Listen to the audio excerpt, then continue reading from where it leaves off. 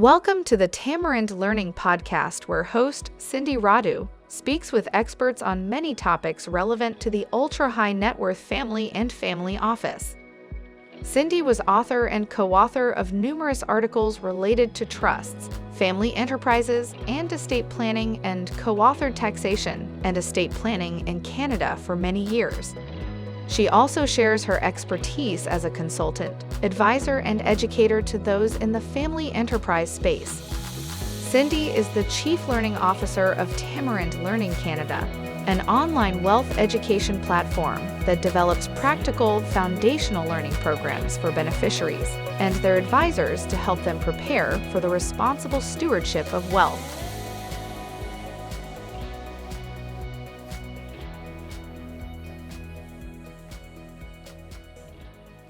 Welcome to the Tamarind Learning podcast. I'm your host, Cindy Radu. I'm the Chief Learning Officer for Tamarind Learning Canada, an online wealth education platform that develops practical foundational learning programs for beneficiaries and their advisors to help them prepare for the responsible stewardship of wealth. As part of the Tamarind Learning platform, I have the great privilege to speak with experts on topics relevant to families of wealth and to family offices. In this episode of the Tamarind Learning podcast, I am absolutely delighted to welcome Malcolm Burrows from Toronto, Canada, as our guest. I've had the great pleasure to know Malcolm for more than 20 years, and I'm always delighted whenever we have the opportunity to cross paths. Malcolm's personal mission has been to help families and individuals to become more engaged, fulfilled, and effective philanthropists. Malcolm, can you share with us a bit about your personal and professional story that inspired your personal mission statement? Cindy, it's great to be here and working with you on this. I'm a lifelong charity guy.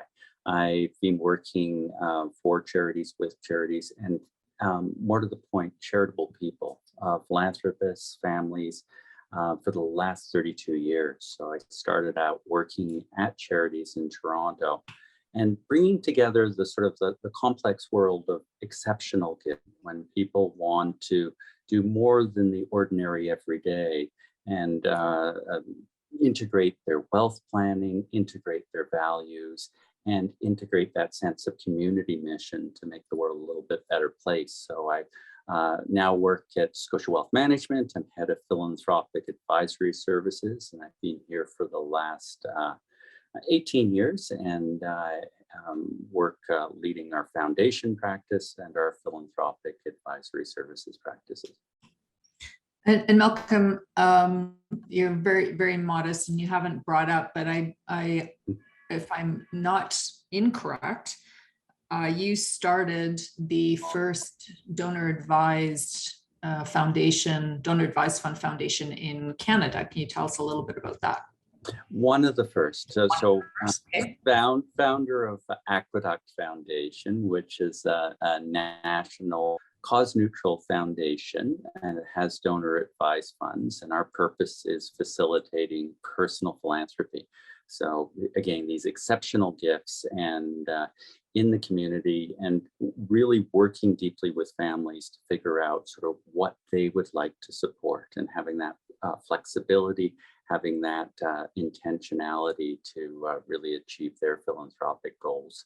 And it, blessed to say that over the last 16 years, it's become one of the 15 largest foundations in the country. So. And you also sit on the board of a number of other charitable organizations. One of my personal favorites that you're involved with is Doctors Without Borders.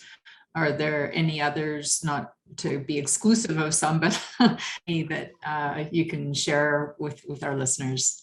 Absolutely. So Doctors Without Borders I've been involved with. I always try and, in my work, I always want in the charities perspective. So I find it to be a tremendous learning opportunity. So I sit on a number of family foundation boards.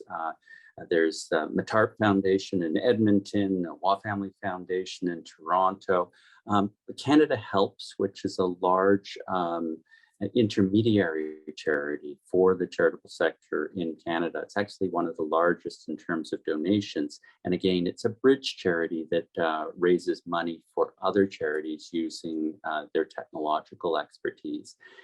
And I've been involved with Doctors Without Borders, both on the Canadian board as well as their international Spanish board, which again, huge learning experiences. So. Well, we're very fortunate to have your expertise and your passion for philanthropy for this podcast today. So let's start out with sort of a foundational question. If an individual or family wants to get involved in philanthropy in this more intentional or formal way, what suggestions do you have for them as to where they might start?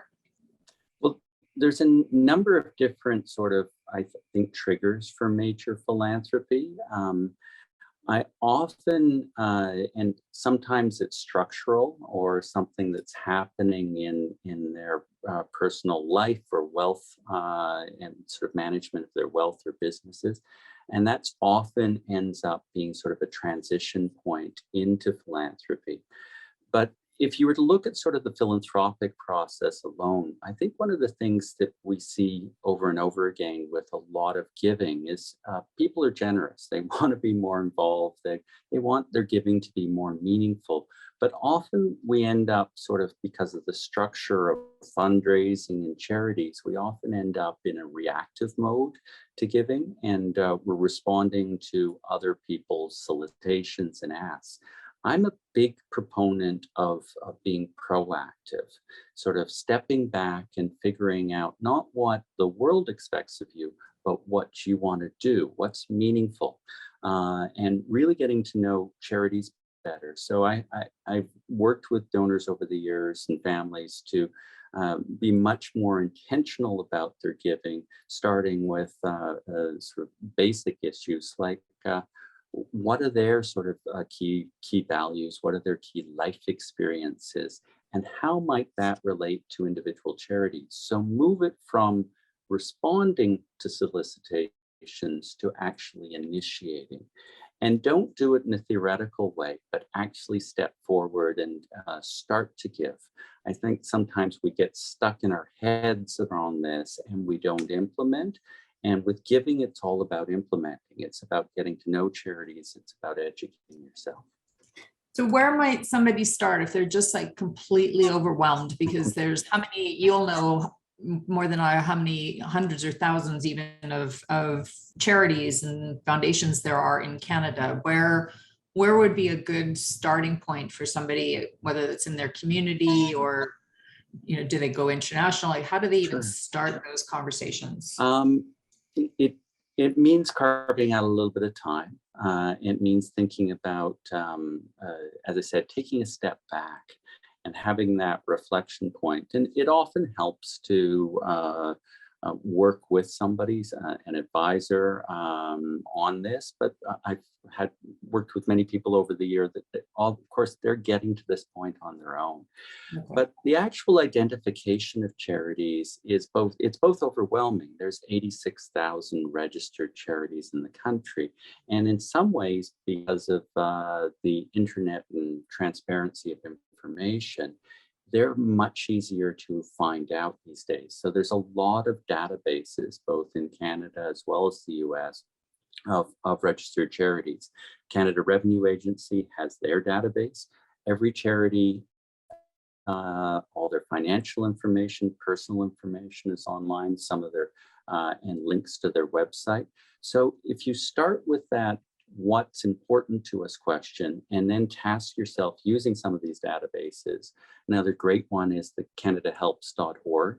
It has every registered charity in the country. You can search by key terms and begin to assess sort of finding local charities, finding international charities, whatever is aligned with your interests, and start that giving process. And as I said, I'm a big believer, don't sort of, once you find something, sort of blow it out, is start sort of more modestly. Start giving in a way that's a little bit more than you've done in the past, but is very consistent. Because what you really want to do is get to know those charities. There's often, I hear back from donors, families, we have trust issues. Where do we start? How do we know that the charities are using the money well? How do we know they're good organizations? One of the best ways to do that is actually give them a little bit of money and then actively get to know them. So in my professional practice, that's what we try to do, is move beyond just that financial transaction and really beginning to understand the people there, what they use the money for, what are the challenges they face that the charity's trying to address. And charities, for the most part, are really open and interested. They want to share this. We don't have to just send money and stand back and wait for an email or some sort of communication. I actively encourage clients that I work with to get to know the charities. Give them a call. Tell them that they're really interested and you'd like to spend half an hour on the phone or even go for a visit. And it can make a huge difference in terms of quality of understanding and the meaning and effectiveness of giving. Wonderful advice. So, Malcolm, I'm interested in if you're seeing any trends around generational differences, or any of the generations being, stepping up more than others in terms of initiating some of this tippy-toeing into the charitable world for the first time. Absolutely. I almost chuckled to myself when you said that. I see trends in generational giving. It's forever thus. I mean, each generation has a different view, a different life experience. And so one of the first things that I generally advise people as they go into family philanthropy is assume that each generation is going to have their own interests. And everybody pretty much knows that. And structure, if you're working, for example, with a donor advised fund or a family foundation, or even trying to just bring a little bit more structure and family communication to the process of choosing charities and engaging with them, assume that each generation and each member of the family is going to have different interests. I think one of the great mistakes is to try and have family philanthropy that has a single cause or two causes. It works in some families. In the majority of families, the best way to engage next generation is to make sure that they have agency, that they know that they can support the charities that are important to them. Otherwise, often the parents end up setting the agenda and the kids say, why am I at this table? This isn't reflecting my interests. And I view the philanthropic discussion within the family as engagement, about transmitting those values. And if the next generation isn't feeling engaged, they're not going to come to the table. They're not going to carry on that tradition. They're going to shut down. And I've had that experience as well, and it's quite disheartening. So I often use structures within foundations, for example. Just take a simple pie chart and say some of it's a group decision, but there's also individual pots that allow people to express what they're interested in within the family, because there's always going to be these generational differences, and they vary from family to family. That pie chart idea is one that I'll definitely be using as I go forward with some of my clients, because I do find families very philanthropic, but it tends to be the senior generation, generation one, the founder generation, that is really been driving that philanthropic objective. And so it can be challenging to give that voice to the rising generations to say what they're engaged and interested in. And I've almost found in some circumstances where it skips down to the grandkids. Once the grandkids start getting into something, then it's a really cool transition to the grandparents and how they support things. It's very fascinating to me.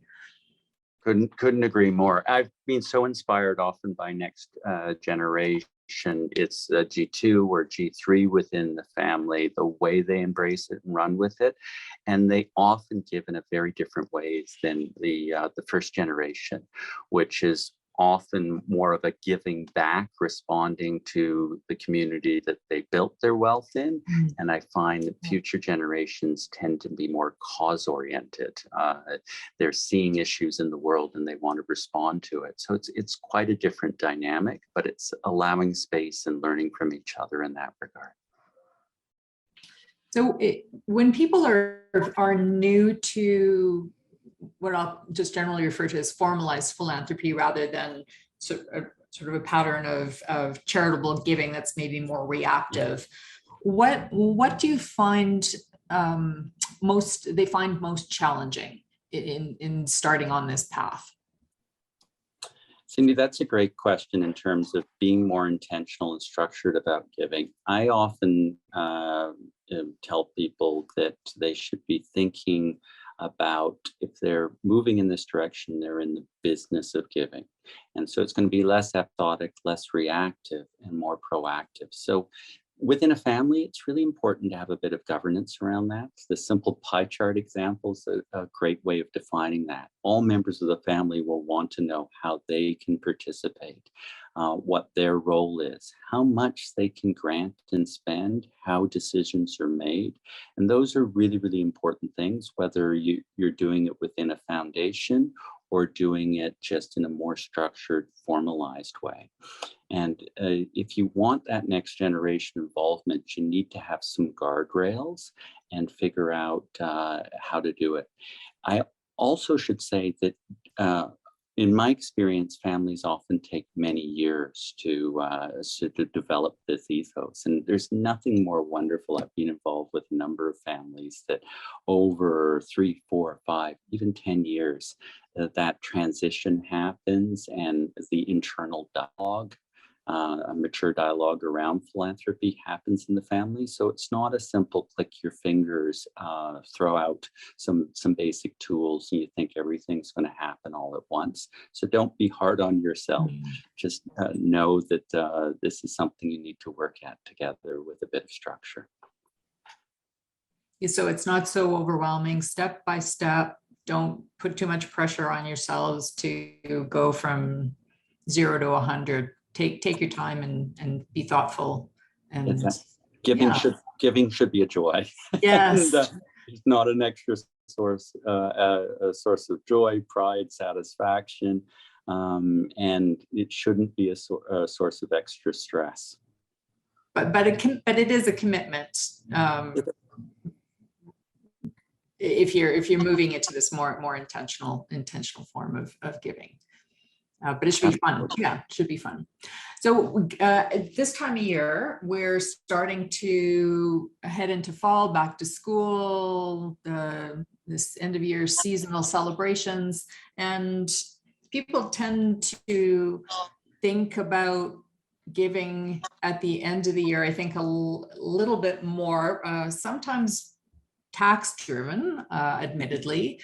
But if families have been thinking about starting on a more intentional charitable journey, what would you suggest that should be on their radar as we got this lead time towards the end of the year and a refresh? September seems to be a bit of a start, more of a new year sometimes than January does for many families on this kind of activity.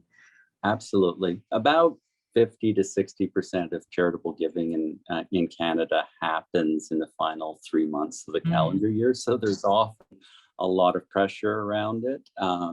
And if there's one thing, again, with the philosophy of don't let the perfect be the enemy of the good, this is a good first step for families that want to be more intentional, particularly to get next generation involved, is have that meeting to say that even if you don't have a foundation structure or a donor advised fund, have the family meeting and say, we collectively want to get sort of have more of a focus on this. and give the next generation an opportunity to say, here's some money that you can spend. And it could be, we started with our kids when they were, 6, 7, and 8 with $100. But some families, it's sort of like each child has $10,000.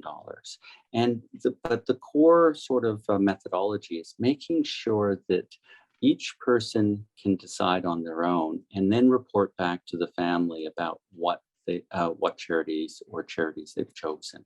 And so that creates a little bit of a dialogue about what's important to each one without ever setting up the situation where the one generation is asking permission from the next generation.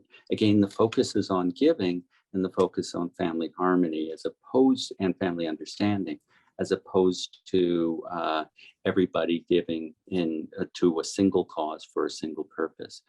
And this is a wonderful opportunity for learning as well as giving, and it's often a great first step for longer, more structured giving that may happen for sort of future generations as well. Well, I think, Malcolm, those are amazing guidelines, tips to get families started on this conversation. I think for me, a few takeaways are, I really appreciated your comment that people are generous and want to be more involved and being proactive on what's meaningful to you. That's a key takeaway for me. Love the quote that you just said, don't let the perfect be the enemy of the good, and start modestly, a little more than what you've done in the past, but being consistent and actively getting to know the charities are a few of my takeaways. Is there anything else that you'd like to share with us before we wrap up? I always stress the joy of giving. I love that this should be giving and engaging with charities, getting more involved with the community is a source of enormous personal fulfillment and also expression of all of our own agency in terms of trying to make the world a little bit better place. So ensuring that that's embedded in the process and it's a generous process, not just sort of a rules-based one, to me is immensely important. It has to be driven by a spirit and it's a positive one. Malcolm Burrows, thank you so much for sharing your wisdom and warmth on the Tamarind Learning podcast. I'm very confident that our listeners will find your comments helpful and inspirational as they embark or continue on their philanthropic journey. Thank you. Thank you.